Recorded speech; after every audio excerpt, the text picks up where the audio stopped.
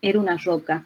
Entonces yo la fragmenté a la roca, cada fragmentito continúa teniendo la misma característica de la hoja de la roca inicial, ¿sí? Entonces yo apliqué una fuerza y rompí esta roca, ¿sí?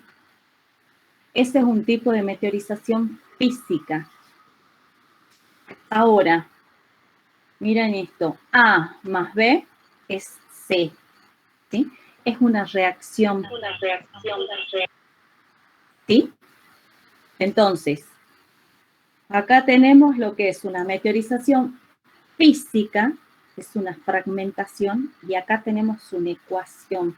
Partimos de algo inicial y tenemos algo totalmente diferente. Entonces, ahora vamos a comenzar a explicar meteorización física y meteorización química.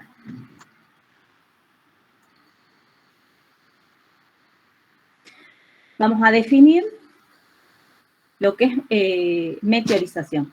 Meteorización es la fragmentación física y o alteración química de las rocas de la superficie terrestre o cerca de ella. ¿Sí? Es lo que yo recién les acabo de hacer. Fragmentación física, entonces es lo primero que hice. Y o la alteración química de las rocas de la superficie terrestre o cerca de ella. ¿Quién nos da esta definición? Starbuck y Lütgen.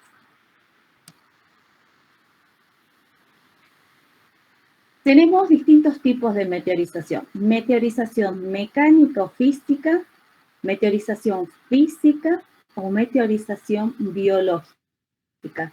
Ustedes cuando vayan a la bibliografía, cuando vayan a querer estudiar un poco más, se pueden encontrar con estas tres categorías de meteorización. O de lo contrario, se pueden encontrar con dos tipos de meteorización. Meteorización mecánico-física y meteorización química.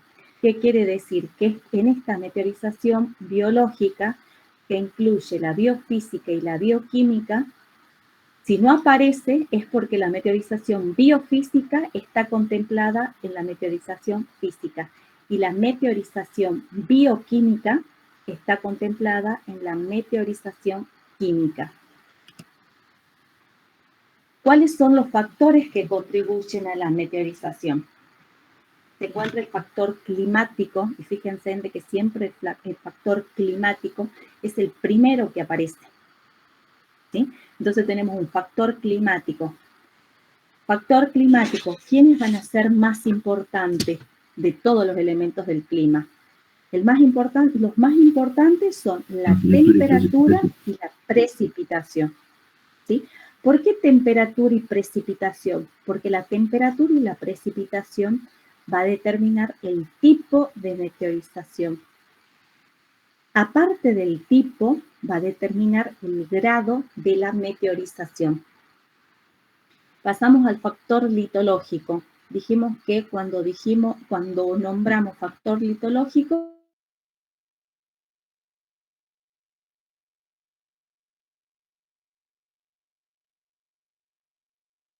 tenemos que tener en cuenta la resistencia de la roca, tenemos que tener en cuenta la composición mineralógica de esa roca, tenemos que tener en cuenta los espacios vacíos, es decir, los espacios intergranulares. También se considera al factor estructural. Factor estructural, presencia de fracturas. Dentro de las fracturas consideramos las fallas y las diaclasas. Se considera también líneas de debilidades. Pasamos al factor topográfico. Factor topográfico, todo lo relacionado con pendientes.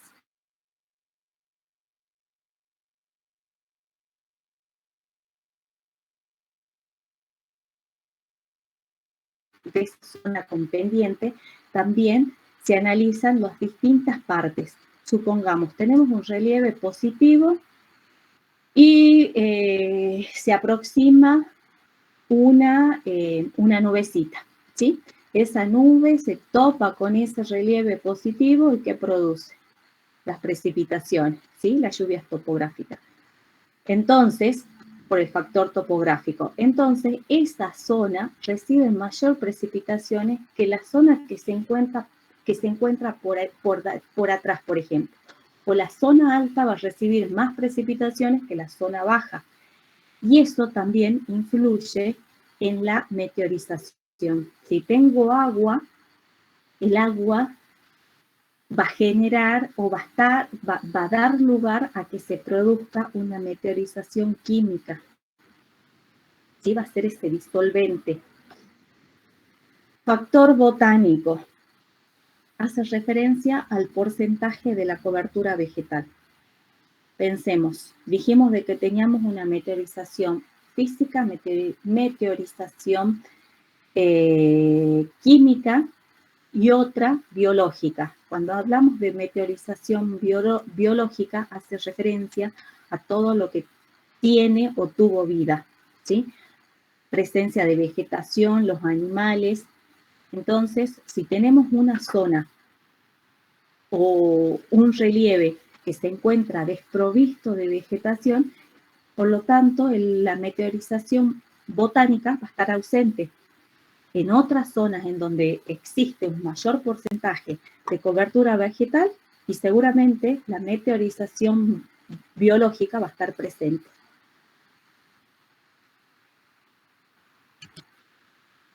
Ahora vamos a analizar cada una de las meteorizaciones. Meteorización física o mecánica. Es lo que recién les acabo de hacer yo. Se lleva a cabo por fuerzas físicas que rompen las rocas en fragmentos cada vez más pequeños, sin modificar la composición mineral de la roca. Yo rompí ese papelito era la roca, lo rompo, le aplico una fuerza, esa fuerza física, y esa roca se fragmenta en pedacitos cada vez más pequeños, ¿sí? Y cada uno de esos pedacitos seguían siendo la misma roca, todos tenían el mismo color. ¿Qué es lo que cambiaba? El tamaño, ¿sí? Entonces no hay una modificación en la composición mineral de esa roca. Y en la naturaleza existen 4 procesos físicos: termoclastismo o termoclastía, quelifracción o crioclastía, haloclastía y descompresión. Y por último, fíjense de que yo acá les puse 4 procesos físicos, ¿sí? Y acá yo les nombro 5 procesos físicos y al último, la hidroclastía está en rojo, y eso se los puse porque existen algunos autores de que a la hidroclastía no la consideran. Yo se las puse para que la tengamos en cuenta para cuando ustedes recurran a diferentes bibliografías. Entonces, comencemos con el termoclastismo o termoclastía. ¿Qué es el termoclastismo? El termoclastismo es la fragmentación de la roca por cambios bruscos de la temperatura. Es lo que pasa. Dice cambios bruscos de la temperatura. Durante el día aumentan las temperaturas, ¿sí? Entonces, ¿qué se produce? Se produce la dilatación de los constituyentes de esos minerales, de esos fragmentitos de roca, de la roca, ¿sí? Entonces se produce la dilatación, aumenta la temperatura, se produce la dilatación, entonces todos esos constituyentes aumentan de volumen. Durante la noche disminuye la temperatura, entonces se genera la contracción. Por lo tanto, estos cambios sucesivos en forma cíclica de dilatación, contracción, generan esta fragmentación de la roca. ¿Sí? Entonces, ¿quién genera esa fuerza? Va a ser la temperatura. La temperatura, aumento de temperatura, disminución de temperatura. Dilatación, contracción, fragmentación de la roca. Por lo tanto, tenemos fragmentitos de esa roca. Tenemos material disponible para que luego se genere otro proceso. Vamos con dos ejemplos. Por este lado tenemos una roca sedimentaria clástica y acá tenemos otra roca sedimentaria clástica. ¿Cómo se llama esta roca sedimentaria clástica? Por ejemplo, si tengo más del 50% de los clastos redondeados. ¿Quién se acuerda? Conglomerado. Perfecto. Ahora sí los escucho. Hace rato no escuchaba nada y estaba... Nadie me sigue, por Dios. Bueno, entonces tenemos este conglomerado. Acá, y tenemos este conglomerado que está constituido por clastos de diferentes tamaños, ¿sí? Diferentes tamaños, diferentes composición mineralógica. Y por otro lado tenemos otra roquita que si yo la toco al tacto, seguro va a ser gruesa, va a ser áspera. ¿Qué roca estoy observando acá?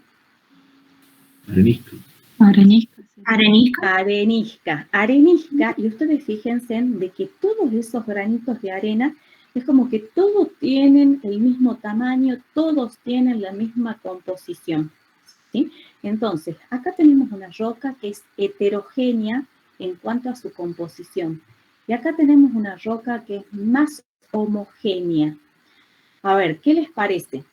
¿Cuál de las dos rocas se va a fragmentar más rápido? ¿O cuál va a ser la menos resistente a una meteorización física a través del termoclastismo? ¿Qué piensan? La heterogénica, profe. La heterogénica. Muy Por bien, la diferencia de materiales va a provocar también que respondan diferente a la temperatura y por lo tanto esas tensiones que van a generar, esas tensiones internas van a fragmentarla. A diferencia del ¿Quién otro habló? material. Gastón, amarilla. Gastón amarilla, está estudiando por el final. Muy bien. Entonces, ¿qué es lo que dice Gastón? Esta roca heterogénea está constituida por distintos clastos. Esos clastos poseen diferente coeficiente de dilatación. ¿Qué quiere decir? Que este clastito se va a dilatar de una manera. El otro clasto se dilata de otra manera, ¿sí? Y el otro de otra manera. Entonces es como que esa dilatación va a ser caótica. Una va a ser presión para un lado, la otra para el otro. Y esa roca se va a fragmentar mucho más rápido que esta otra. Esta otra está constituida por granitos de arena. Esos granitos de arena son todos iguales, todos tienen el mismo coeficiente de dilatación. ¿Qué quiere decir? Que todos se expanden de la misma manera, con la misma intensidad. Y todos vuelven a contraerse, ¿sí? Si las dos rocas se van a fragmentar, esta se fragmentará primero, ¿sí? Va a ser menos resistente. ¿Por qué? Por esa composición heterogénea. De nuevo, acá tenemos exactamente lo mismo. Si tenemos una roca cuyos clastos, más del 50%, son angulosos, estamos en presencia de ¿qué roca? Clástica. Brecha. Una brecha. Perfecto. Acá tenemos más clastos redondeados, entonces estamos en presencia de un conglomerado. Perfecto. Y acá tenemos una arenisca, y si tengo ese color amarillento y le aplico ácido clorhídrico y reacción, o sea, burbujea, ¿en qué presencia de qué roca estoy? Arenisca con cemento. ¿Con carbonato, profe? Carbonato, perfecto, perfecto. Entonces, esta roca, esta brecha, a simple vista, es heterogénea en cuanto a su composición mineralógica. Por lo tanto, seguramente esta roca va a experimentar una fragmentación física a través del termoclastismo más rápido que esta otra roca. Es exactamente lo mismo el análisis. Pasamos a gelifracción o crioclastismo, o crioclastía. Esta es la palabra que ustedes tienen que emplear. Es una de las, o sea, se las nombra de esta manera, más que de la otra. ¿Qué es lo que sucede en el crioclastío? En la crioclastía. Se produce, es la fragmentación de la roca por las tensiones que producen los ciclos repetitivos de congelamiento y de descongelamiento. Entonces, ¿Puedo repetir, profe? muy bien, fragmentación de la roca por las tensiones que producen los ciclos repetitivos de congelamiento y descongelamiento. Vamos a este grafiquito, el gráfico de abajo, o a cualquiera ahí. Fíjense de que para que se produzca este tipo de meteorización, la crioclastía, es necesario que en la roca existan grietas o fracturas, ¿sí? Entonces, el agua se incorpora, se introduce en esas grietas. Luego, se produce una disminución de la temperatura, ¿sí? Cuando disminuyen las temperaturas, esa agua en estado líquido se congela. ¿Qué pasa cuando se congela? Tenemos hielo, ¿sí? Entonces, internamente se forma esa estructura cristalina. Por lo tanto, hay un aumento de volumen. Marcelo una vez en clase dijo de que aumentaba un 9% el volumen, ¿sí? Entonces, ese aumento de volumen generan esas tensiones que ustedes acá observan en las paredes o laterales de esa roca, ¿sí? Entonces, al otro día, de nuevo, aumenta la temperatura, se descongela el agua. Por la noche disminuye la temperatura, se vuelve a congelar. Entonces tenemos esos ciclos repetitivos de congelamiento, descongelamiento. Al cabo de un tiempo se produce la fragmentación de la roca. Entonces la tensión, esa fuerza va a estar dada por el aumento de volumen del agua cuando pasa al estado sólido. ¿Se entendió? Sí, profe. Sí, profe. Perfecto. Entonces, para que se produzca este proceso, es necesario que en la roca también se encuentren presentes esas grietas, ¿sí? En esas grietas el agua se introduce. Luego tenemos la fragmentación de la roca y material disponible para otro proceso. Vamos con el análisis de esta roca. A ver, tenemos una roca ígnea, otra roca ígnea. Si estamos en presencia de rocas ígneas oscuras, ¿cómo se llama esta roca? Basalto. Basalto, muy bien. ¿Qué estructura estoy observando en este basalto? Pumicia puede ser, profe. Perfecto. ¿Quién contestó? Marcelo. Marcelo Encina. Estamos muy atentos. Y aquí estamos en presencia de un basalto de estructura maciza, ¿sí? Así como dice Marcelo, acá tenemos esta roca con una estructura parecida a la esponja, ¿sí? Tenemos orificios. Y acá tenemos una roca en donde no tenemos espacios vacíos. Ahora, ¿quién me dice o qué es lo que piensan ustedes? La fragmentación de la roca mediante la crioclastía va a ser más eficiente en la primera roca o en la segunda roca. En la primera.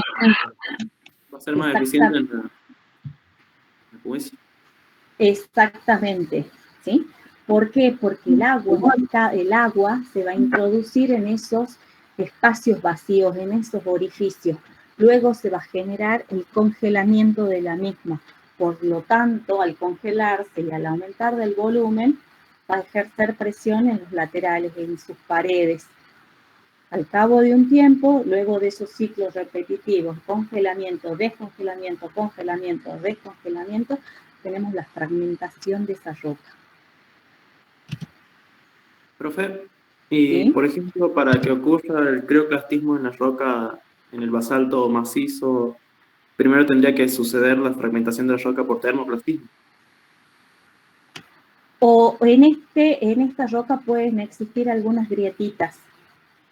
A simple vista, siempre tenemos que analizar dos rocas, tenemos que hacer la comparación entre dos o más muestras de roca. ¿Sí? Por ejemplo, o sea, lo único que hicimos acá a simple vista es este basalto con estructura pumicia y este con estructura maciza. A simple vista, ustedes saben y se dieron cuenta de que esta va a experimentar una mayor fragmentación. Ahora, fíjense en acá. Tenemos un basalto con estructura vesicular o escoriácea. ¿Y acá qué roca tenemos acá? A ver, ¿será una ígnea, una metamórfica o una sedimentaria? Profe, esa puede ser, no sé si estoy equivocado o no, pero ¿no es pizarra? Una sedimentaria. Pizarra. Perfecto, pizarra. No es sedimentaria, ojo, ¿eh? ¿Qué es una pizarra? De estructura pizarrosa. Una roca metamórfica. Una Sí, roca metamórfica. Perfecto, es una roca metamórfica de estructura pizarrosa en donde puedo observar esa foliación, ¿sí? Bien, entonces, ¿cuál de las dos rocas va a experimentar la fragmentación más rápida a través de la crioclastía? La que posee estructura coriácea. ¿Por qué? ¿Quién respondió? Valentina. Vamos, Valentina, muy bien. Porque el agua ingresa con más facilidad a los poros y penetra en ese lugar, digamos, entonces va a proceder a la congelación a bajas temperaturas y a las altas temperaturas se va a descongelar y entonces eso va a ser la presión interna o la tensión. Perfecto, ¿sí? Acá tengo más espacios vacíos que acá. Ojo, de que acá también, o sea, tenemos esas grietas, tenemos esas líneas por donde el agua se va a introducir, ¿sí? Entonces también se va a fragmentar esta roca. Ahora, si yo tengo que establecer un orden de resistencia, sí voy a decir de que este basalto con estructura escoriácea se va a fragmentar más rápido que esta. Las dos rocas van a experimentar fragmentación, pero esta va a ser menos resistente, ¿sí? Y así podemos tener en el parcial, pueden tener en el final, distintas muestras de roca, ¿sí? Podemos tener, esta es una roca, una metacuarcita. Por ejemplo, vamos a hacer un ejercicio rápido. Tenemos esta metacuarcita, tenemos esta pizarra y tenemos este basalto. A ver, ¿quién se va a fragmentar más rápido? ¿Metacuarcita, pizarra o basalto escoriáceo? ¿Quién se fragmenta más rápido? Basalto. Bien, primero no voy a utilizar basalto, luego Pizarra. Pizarra, perfecto. Y por último, la metacuarcita. ¿Sí? Este ejercicio práctico es lo que nosotros llamamos la geomorfología aplicada. ¿Qué es la geomorfología aplicada? Es, por ejemplo, ustedes ya se van a recibir de ingenieros en recursos naturales. Matías está próximo a recibirse como ingeniero y Matías va a ir empieza a trabajar. Entonces a Matías le dicen que tiene que seleccionar seleccionar rocas para rellenar una defensa o para hacer una defensa de un río. Entonces Matías se va al campo, ve cuáles son las rocas que tienen disponibles Y seguramente, o vamos a suponer que tiene este basalto. Y la tenemos a esta metacuarcita. Entonces, seguro, Matías me va a decir de que va a utilizar esta metacuarcita para rellenar esas defensas o para hacer un puente, por ejemplo. ¿Por qué va a decir Matías de que esta es una roca más resistente? Porque es una roca que Matías estudió y sabe de qué es la metacuarcita. Es una roca que está constituida por un alto contenido de cuarzo. ¿Sí? Entonces, él se va a inclinar por esta roca y va a utilizar esta roca. ¿Sí? Eso es geomorfología aplicada. Eso es a lo que ustedes también van a llegar. ¿Sí? No es únicamente estudiar el paisaje, sino que cuando ya empiecen a trabajar, ustedes no saben si es que se van a dedicar a realizar estudios de impacto ambiental. Por ahí ustedes, algunos viven en Jujuy, viven en algún pueblito y se dedican a su municipio. Entonces, tenemos que saber, o sea, las características de estos recursos naturales. O sea, si tenemos, por ejemplo, estamos en San Antonio de los Cobres. Estamos en San Antonio de los Cobres y tenemos estas dos muestras de roca. Tengo esta metacuarcita, tengo este basalto y tengo esta pizarra.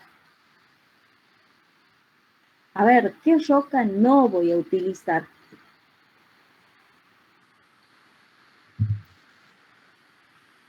El basalto. El basalto. El basalto ni la pizarra. Pero hay una que no la voy a utilizar porque se va a fragmentar rapidísimo. ¿Por qué? Porque está constituida, porque se rompen en capitas, porque está constituida de material finito. La pizarra.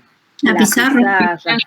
Perfecto, la pizarra. Ustedes fíjense de que esta pizarra, como les dije alguna vez, estas pizarras la utilizan para revestimiento de las casas, ¿sí? La utilizamos para las veredas. Al cabo de un tiempo, y ustedes fíjense, o sea, la capita de arriba se le sale a la pizarra. ¿Sí? Entonces, una roca que no se utiliza, no se debería utilizar, o sea, para una obra de esas dimensiones. Por ejemplo, si está, ¿sí?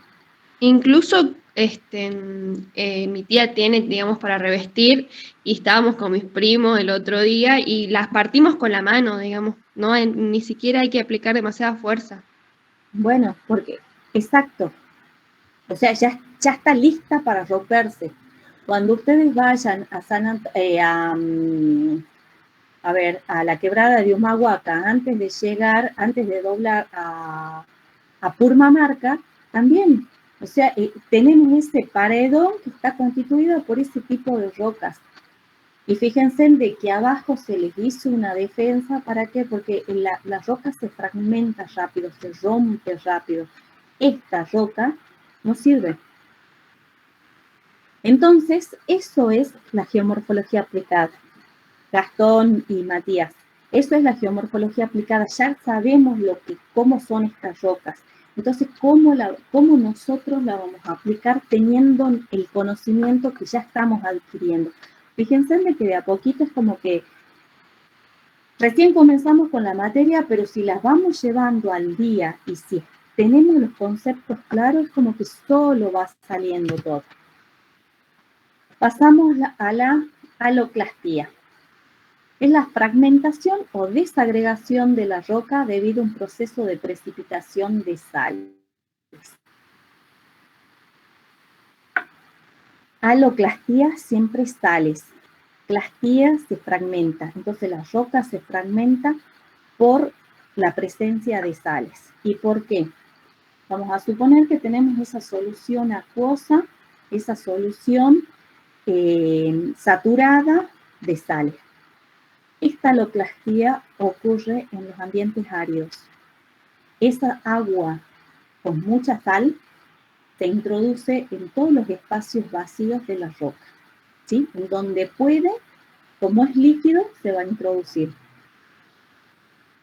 El agua se evapora porque estamos en ambientes áridos.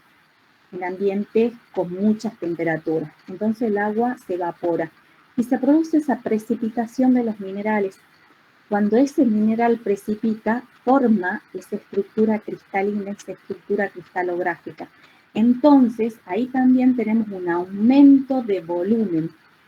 Ese aumento de volumen es lo que genera la fuerza hacia sus laterales. Y al cabo del tiempo también esta roca se ve fragmentada.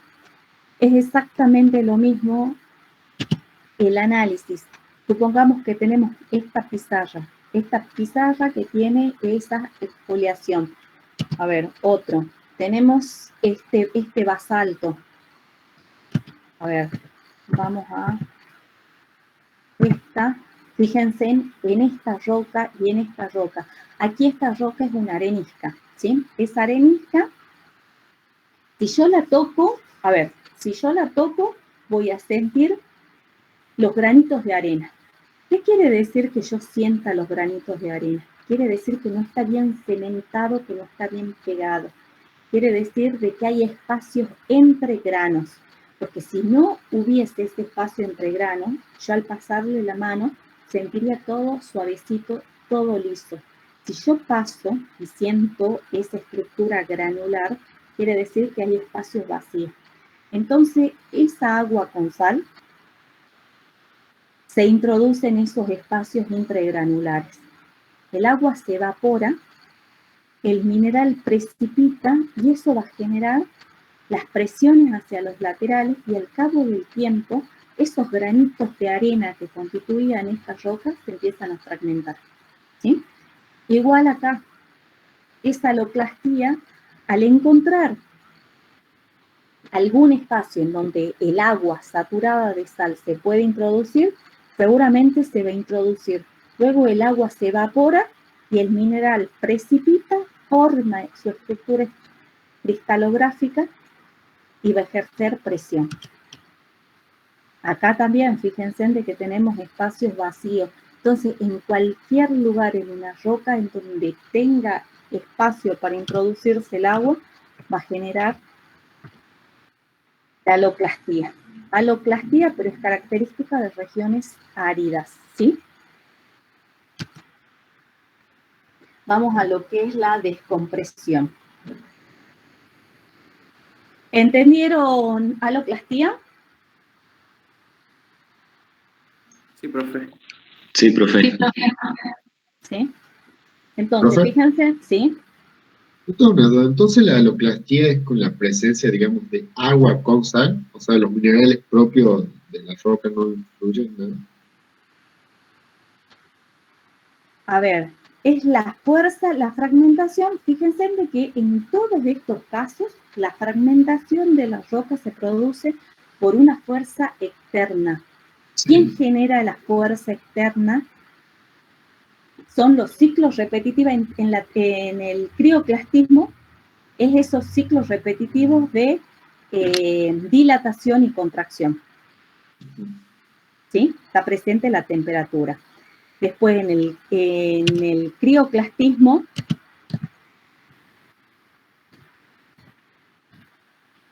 quien genera esa tensión son los ciclos repetitivos de congelamiento y de descongelamiento.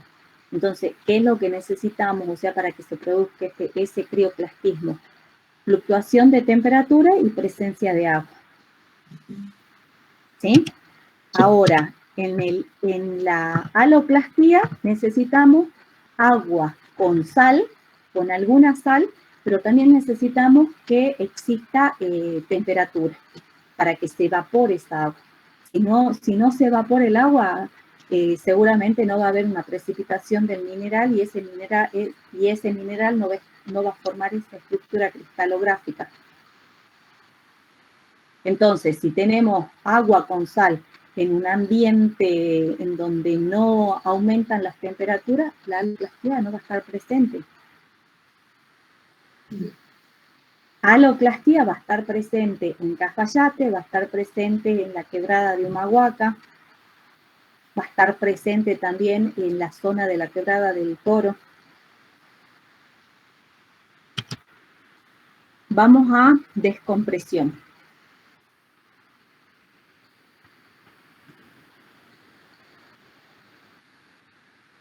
Fíjense en este grafiquito. Lo pueden también buscar en Gutiérrez de Lorza, que es un libro esta no le subí, ahora se los voy a subir. La descompresión. Fíjense en este gráfico. Acá tenemos una roca ígnea plutónica, ¿sí? Esta roca ígnea plutónica se encuentra en la profundidad de la litosfera, ¿sí?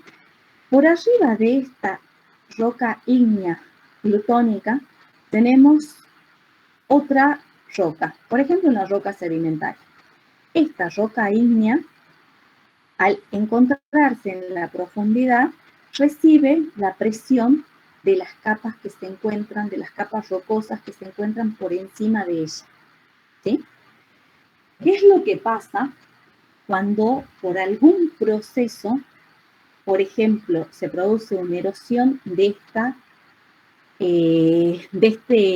esta capa rocosa? Esta capa que antes se encontraba en la profundidad se encuentra en la superficie y se libera de esa fuerza, de esa presión que tenía antes de esta capa rocosa. Al liberarse de esa presión, se produce el diaclasamiento. Ese diaclasamiento se denomina lajamiento.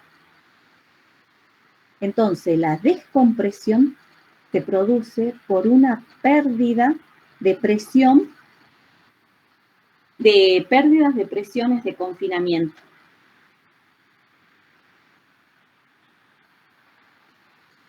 ¿Se entendió?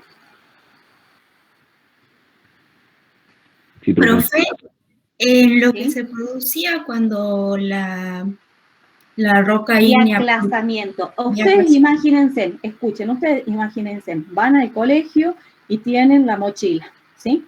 Entonces yo tengo un peso encima, ¿sí? O vamos al campo, salimos al campo y tenemos un montón de cosas en nuestra mochila. Bien, entonces tenemos esa presión, ¿sí? Tenemos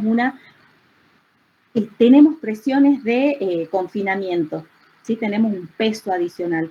Ahora, me saco esa mochila, me libero de ese peso y es como que me expando, ¿sí? Es como que me relajo. Entonces, al relajarme, se pueden observar estas diaclasas, ¿sí? Y esas diaclasas se denominan lajamiento.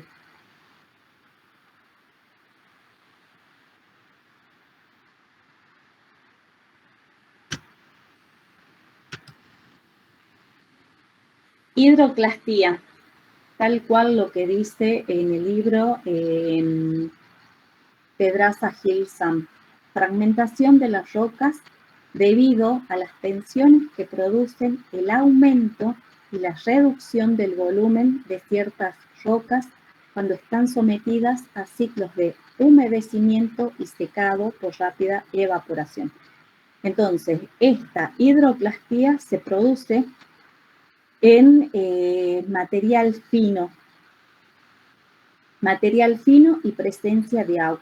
Entonces tenemos estos ciclos de humedecimiento y secado por pérdida de evaporación. Para mí, esta hidroclastía no entraría. O sea, yo me quedo con los 4, pero lo tengamos en cuenta. ¿Por qué no muchos autores, como usted decía, no lo tienen en cuenta la hidroclastía?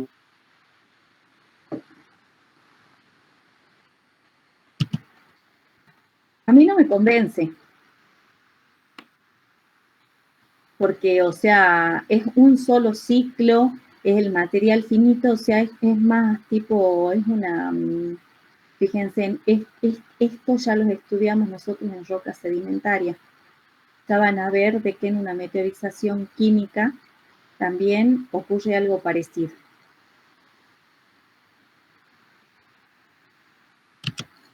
Perfecto. Hasta aquí entonces tenemos meteorización física o mecánica, fragmentación de una roca por fuerzas o tensiones externas. Vamos a lo que era la meteorización química, es lo que le mostré en la hojita. A más B, C. Es lo que vieron ustedes en química. Y dice de que es la transformación química de la roca en uno o más compuestos nuevos. ¿Sí? Y se encuentra la oxidación, disolución, carbonatación, hidratación, hidrólisis. Oxidación. La oxidación se produce cuando algún mineral o elemento presentes de la roca se combina con el oxígeno, ¿sí? Y se produce esta oxidación. ¿Qué es lo que debe estar presente? Debe estar presente algún mineral que se combine con el oxígeno. Aquí están observando una roca sedimentaria que en su composición está presente el hierro, ¿sí? Entonces se produce esa oxidación. En superficie de la roca, nosotros vamos a observar una fina película. Fíjense en de que puede tener una coloración rojiza, una coloración anaranjada. Esa fina película de apenas unos cuantos micrones se denominan pátinas o barniz del desierto. Son características, a ver, si yo les digo pátinas o barniz del desierto, características de qué ambiente. Gastón. Son típicas de ambientes áridos, profe. Exacto, de regiones secas, ¿sí? Bien, entonces ya tenemos, siempre acuérdense, nosotros tenemos que ver el proceso y tenemos que llegar a algo. Cuando estudiamos meteorización física, dijimos de que se producía, por ejemplo, el termoclastismo, fragmentación de la roca. Y yo al final les dije que teníamos material suelto. En el crioclastismo también material suelto. Y toda la meteorización física tenemos material suelto. Aquí vamos a decir de que se produce esa oxidación, el hierro está presente que se combina con el oxígeno. Como resultado, acá observamos una pátina o barniz del desierto. Fíjense en de que acá también observamos otra pátina o barniz del desierto de distinta coloración. Tenemos un color oscuro, un color negro. Y eso se da porque se combina el manganeso con el hierro. Entonces, ahora cuando ustedes salgan al campo y observen esa coloración sobre una roca, seguramente una sedimentaria, van a decir de que está ocurriendo una meteorización química, precisamente la oxidación, y esa capita, esa película, es la pátina o barniz del desierto. Disolución. La disolución es el proceso que consiste en la disociación de las moléculas en iones gracias a un agente disolvente. Ejemplo de esto es la disolución de la halita. Entonces tenemos esa halita. Si yo les digo halita, ¿qué es? Es un mineral. Un mineral, es el cloruro de sodio. A esa halita la introducimos en agua y empezamos a mezclar y se produce solamente la disolución. Este proceso no implica ninguna transformación en la composición química del material disuelto. ¿Sí? Únicamente se disuelve.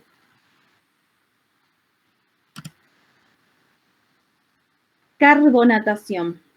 Entonces, ¿quedó claro lo que es la disolución? Es la disociación de las moléculas en agua frente al agente disolvente que es el agua.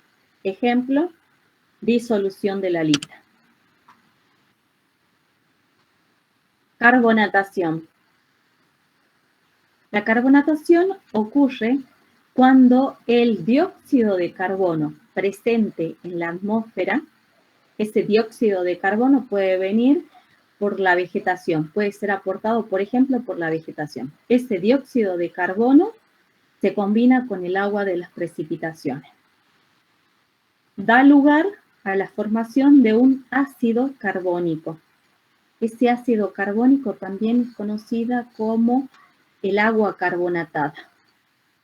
¿Sí? Ese ácido carbónico reacciona con una roca.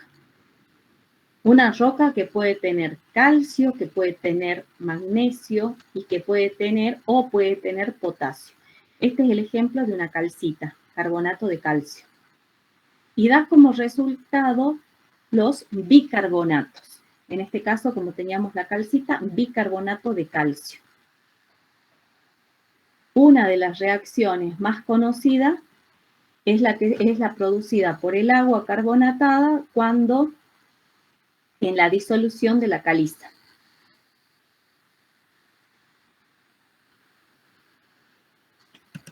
Como resultado de esto, fíjense de que seguimos diciendo el resultado, son distintas geoformas que nosotros la vamos a estudiar cuando veamos relieve kárstico. ¿Sí? Entonces tenemos rocas carbonáticas, es esta, la caliza, que va a reaccionar con el ácido carbónico y da como resultado un relieve. Este relieve que estamos observando acá son relieve kárstico denominados lapiaz. Acá tenemos una dolina, que es una profundidad. Acá tenemos unas columnas, estalactitas y estalagmitas. Son geoformas características de un relieve kárstico que produce esa disolución de la caliza. Fíjense, acá lo único que vemos es esa reacción. A más B, llegamos a C.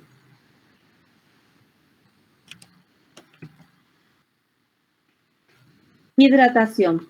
La hidratación es la incorporación de las moléculas de agua a la estructura de algún mineral. Tenemos la anhidrita, a la cual se le incorporan 2 moléculas de agua y el resultado es el yeso. Sulfato de calcio hidratado, hidratado por 2 moléculas de agua. Y nada más.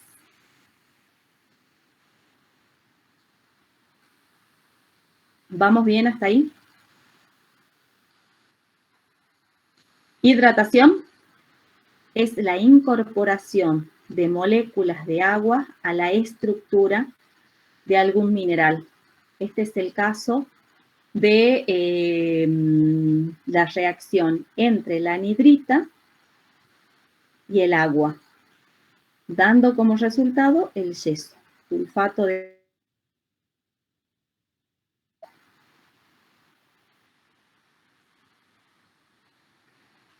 hidrólisis.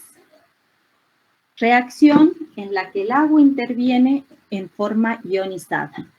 Los protones son los que atacan a los minerales. Y acá tenemos, afectan a los minerales hidratados, dando lugar a los minerales de las arcillas. Esto es parecida a lo que hace rato el alumno preguntaba.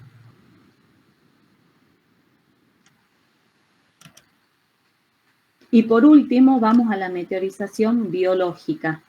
Biológica, dijimos, en donde interviene algún organismo que tuvo vida.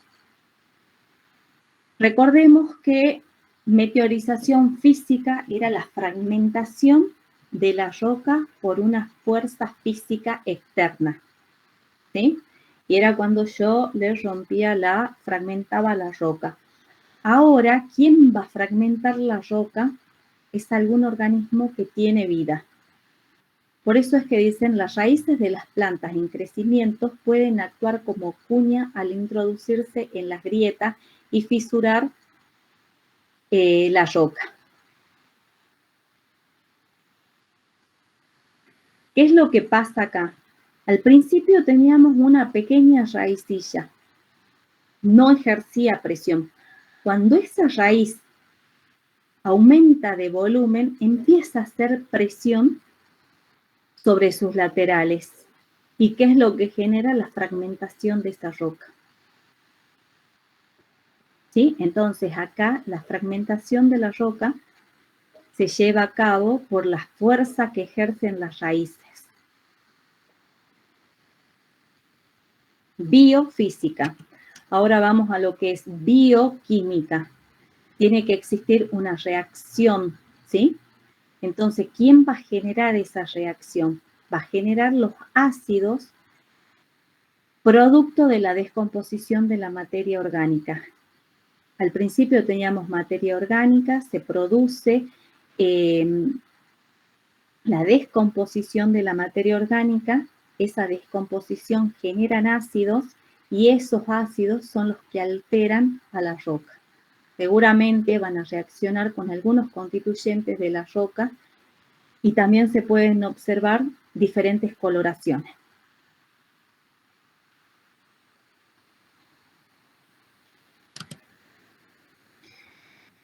Vamos terminando. Y nosotros tenemos que saber algo de una, o le tenemos que aportar algo, alguna materia que en el programa de la carrera, o sea, sean sucesivas. ¿Y a qué materia le vamos a aportar? Es a suelo. Y vamos a definir al suelo como un cuerpo natural, es tridimensional, es un medio dinámico e independiente, forma parte de un ecosistema, posee leyes físicas y químicas propias y es objeto de clasificación natural o científica. ¿Alguno ya cursó suelo?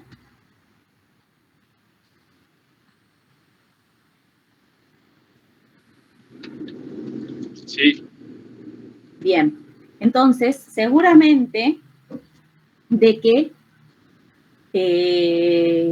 cuando rinden suelo y si ya han cursado geomorfología, es como que la materia también al principio, cuando estudian lo que es meteorización o lo que tipos de roca, también es como que ya saben algo. Factores formadores del suelo. Tenemos el clima, tenemos el relieve, la roca madre, el tiempo, el hombre y la vegetación. De todos estos factores formadores del suelo, podemos decir de que el clima, el hombre y la vegetación son factores activos. Son factores activos que actúan sobre los demás factores que son los factores pasivos.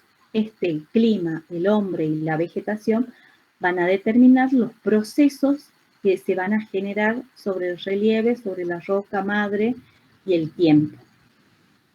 Entonces tenemos factores activos y factores pasivos. Estos factores pasivos son sobre los que actúan los factores activos.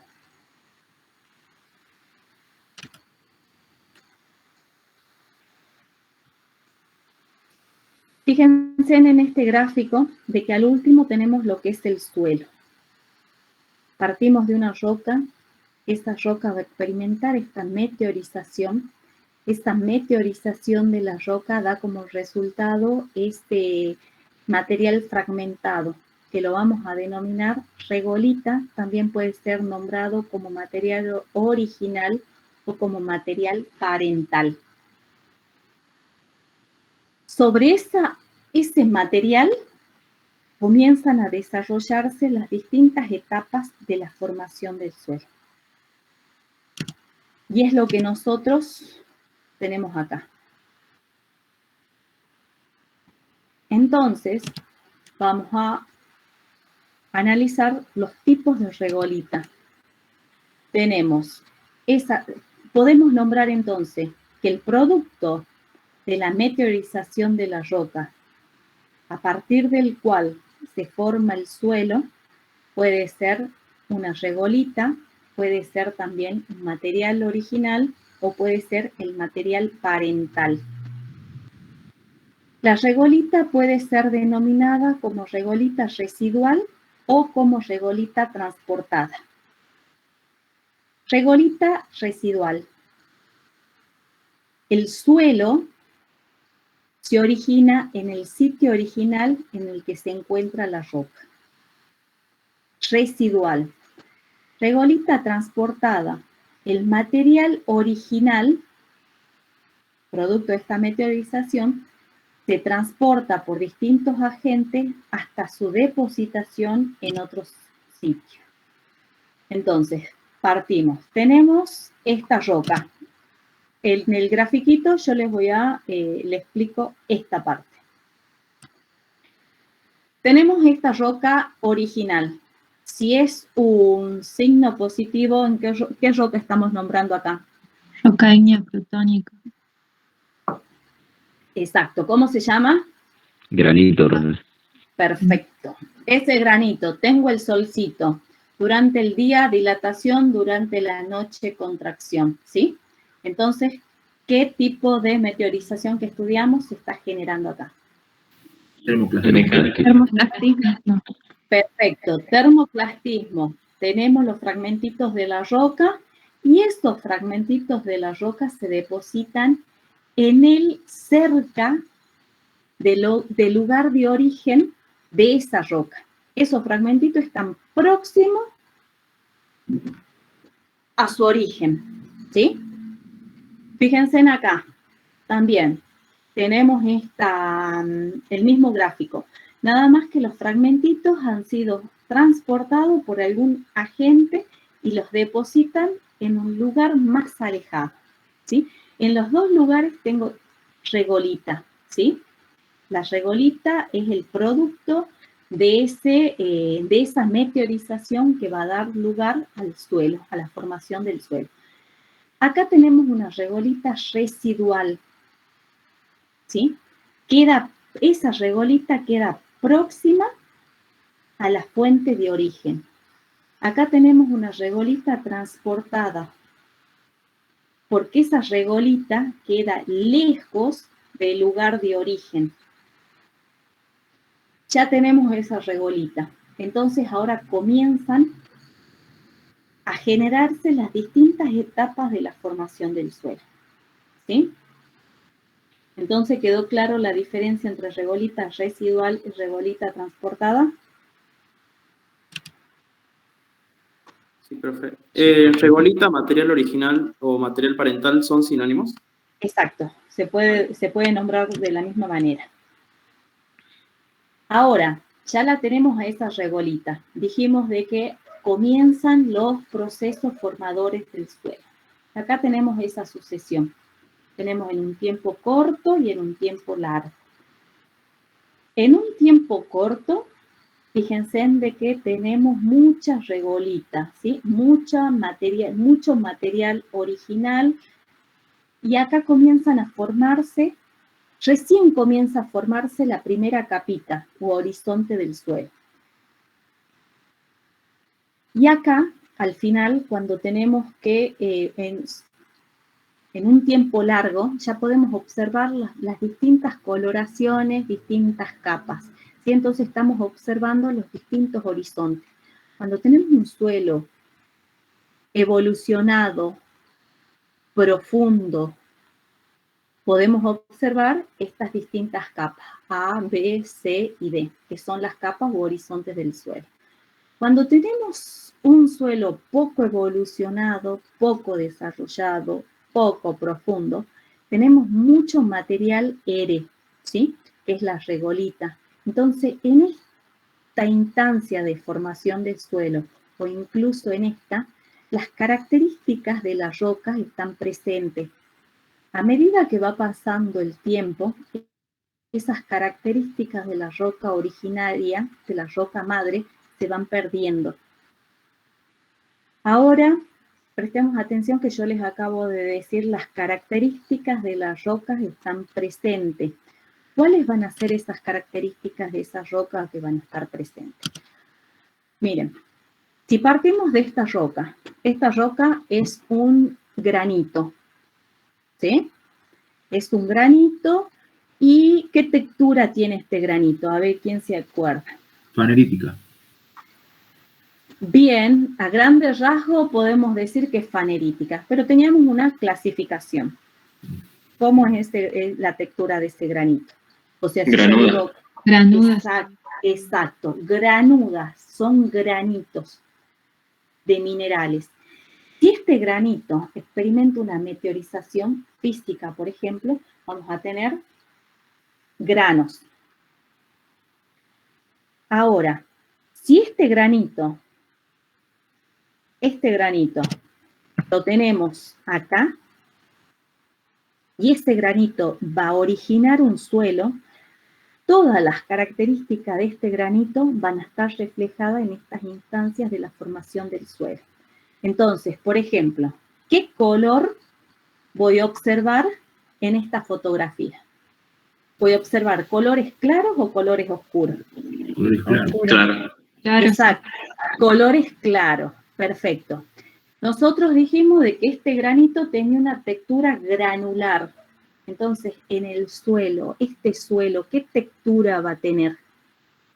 La textura puede ser gruesa o fina, según el porcentaje de arena, limo o arcilla. Entonces, ¿qué tipo de textura va a tener este suelo? ¿Una textura gruesa o una textura fina? Textura gruesa. Gruesa, exacto. ¿Cómo va a ser la permeabilidad de ese suelo? O sea, el agua va a permitir... Baja permeabilidad. Buena permeabilidad. Va a ser alta. Claro, porque el agua va a poder Puede pasar. Pasar por la intervención. ¿Sí? Entonces, sabemos de que por la reacción de Bowen, o sea, el granito estaba constituido porque es mineral.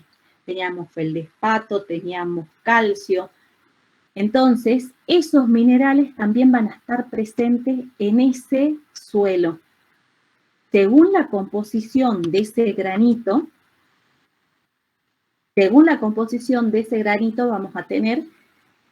vamos a tener esos minerales en ese suelo. Por ejemplo, otro ejemplo, vamos a un basalto. El basalto es de color oscuro. ¿Sí? Entonces, color oscuro. ¿Qué tipo de suelo vamos a tener acá? En cuanto al color, ¿va a ser claro o oscuro? Oscuro. Color oscuro. Oscuro. Perfecto. Ese basalto, ¿qué textura tiene? Afanítica. Afanítica. Los minerales son muy pequeñitos, son chiquitos, no sé qué minerales están presentes. Entonces, ¿qué textura va a tener este suelo? Fina. Fina. Exacto. Según la composición de ese basalto, también la composición mineralógica, esos minerales van a estar presentes en el suelo. Entonces, fíjense de que nosotros, conociendo la roca, también podemos dar pie para saber algo de lo que es suelo. Entonces, cuando cursen la materia suelo, ustedes ya algo tienen que saber. Incidencia de la roca madre en el suelo. ¿En qué incide? En la composición mineral, en la permeabilidad, en la granulometría, en el color, en la acidez y la fertilidad del suelo.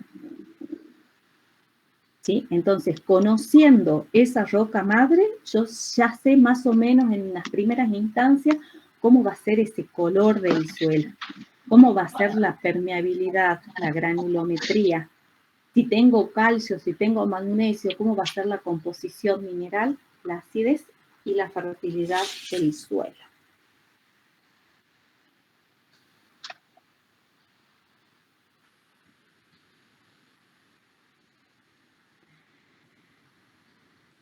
Muy bien. Hasta aquí llegamos. Es un tema lindo, es un tema es como que si lo entendemos bien, si sabemos diferenciar qué es una meteorización física, una meteorización química, no vamos a tener problemas. Si sabemos cuáles son las características de las rocas, tampoco vamos a tener problemas. Estudiamos roca en la tercera clase. Hoy día volvimos a lo que es roca, volvimos a lo que es textura de la roca, cómo está constituida la roca. Entonces, nos tiene que quedar claro los primeros temas para ir avanzando. Si no fijamos bien los conceptos, es como que después comenzamos a arrastrar errores. Yo es como que me quedo tranquila porque dentro de todos ustedes, muchos contestan. Muchas veces me pasaba de ir a las clases y yo observar que